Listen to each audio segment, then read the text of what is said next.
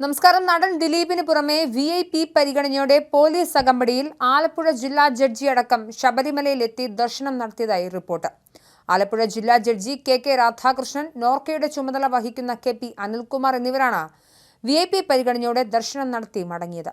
ഇവർക്കൊപ്പം വലിയൊരു കൂട്ടം ആളുകളും പോലീസ് അകമ്പടിയോടെ സന്നിധാനത്ത് എത്തിയെന്നാണ് ശബരിമല ദേവസ്വം എക്സിക്യൂട്ടീവ് ഓഫീസർ ഹൈക്കോടതിയിൽ ഫയൽ ചെയ്ത റിപ്പോർട്ടിൽ പറയുന്നത്. സന്നിധാനത്തെത്തിയ ദിലീപ്, KK രാധാകൃഷ്ണൻ, KP അനിൽകുമാർ എന്നിവർക്ക് ശ്രീകോവിലിന് മുന്നിൽ നിന്ന് തൊഴാനുള്ള അവസരം ഒരുക്കുകയും മറ്റുള്ളവർക്ക് ജനറൽ ക്യൂവിലൂടെ പോകാനുള്ള അവസരം നൽകുകയും ചെയ്തുവെന്നാണ് എക്സിക്യൂട്ടീവ് ഓഫീസർ പറയുന്നത്. ഇവിടെ ഡ്യൂട്ടിയിലുണ്ടായിരുന്ന എല്ലാ ഗാർഡുമാരിൽ നിന്നും വിശദീകരണം തേടുമെന്നാണ് ദേവസ്വം ബോർഡ് അറിയിച്ചിരിക്കുന്നത്. ഇതിനുശേഷമായിരിക്കും നാളെ ഹൈക്കോടതിയിൽ റിപ്പോർട്ട് സമർപ്പിക്കുക. തിരുവിതാംകൂർ ദേവസ്വം ബോർഡ് ദിലീപിന്റെ സന്ദർശനത്തിൽ അന്വേഷണം തുടങ്ങിയിരുന്നു. ദിലീപിന് VIP പരിഗണന കിട്ടിയോ എന്ന് ദേവസ്വം വിജിലൻസ് SP അന്വേഷിക്കുന്നുണ്ട്. 2-3 മണിക്കൂർ ക്യൂ നിന്ന് ദർശനം നടത്താൻ കഴിയാതെ ഭക്തർ മടങ്ങിപ്പോകുന്നത് കണ്ടില്ലെന്ന് നടിക്കാനാവില്ലെന്ന് ഹൈക്കോടതി വിമർശിച്ചിരുന്നു. നടന് VIP പരിഗണന കൊടുത്ത മറ്റ് ഭക്തർക്ക് ദർശനം തടസ്സപ്പെടുത്തിയ ഉദ്യോഗസ്ഥർക്കെതിരെ നടപടി വേണം. ദിലീപിനെതിരെ കോടതി അലക്ഷ്യ നടപടി സ്വീകരിക്കണം. മുന്നുത്തരവുകൾക്ക് വിരുദ്ധമായിട്ടാണ് VIP ദർശനം നടത്തിയതെന്നും പറഞ്ഞ ഹൈക്കോടതി ദേവസ്വം ബോർഡ് അടക്കം ബന്ധപ്പെട്ട കക്ഷികളുടെ മറുപടി സത്യവാങ്മൂലം കിട്ടിയ ശേഷം എന്ത് വേണമെന്ന് ആലോചിക്കാമെന്ന് പറഞ്ഞിട്ടുണ്ട്. ശബരിമലയിൽ എല്ലാ ഭക്തരും ഒരുപോലെ ആയിരിക്കണമെന്നും VIP ദർശനം പാടില്ലെന്ന ഹൈക്കോടതി നിർദ്ദേശത്തിന്റെ പച്ചയായ ലംഘനമാണ് കഴിഞ്ഞ ദിവസം ഉണ്ടായിരിക്കുന്നത്. അതുകൊണ്ട് തന്നെ അതീവ ഗൗരവത്തോടെയാണ് കോടതി ഈ വിഷയം പരിഗണിക്കുന്നതെന്നാണ് വിലയിരുത്തൽ. ഇതിന്റെ അടിസ്ഥാനത്തിലാണ് സംഭവത്തിൽ ദേവസ്വം ബോർഡിനോട് കോടതി വിശദീകരണം തേടിയത്. സന്നിധാനത്തെ CCTV ദൃശ്യങ്ങൾ ഹാജരാക്കാനും ഹൈക്കോടതിയുടെ നിർദ്ദേശമുണ്ട്. ശബരിമലയിൽ ആർക്കും പ്രത്യേക പരിഗണന നൽകരുതെന്ന് കോടതി നേരത്തെ തന്നെ വ്യക്തമാക്കിയിരുന്നു.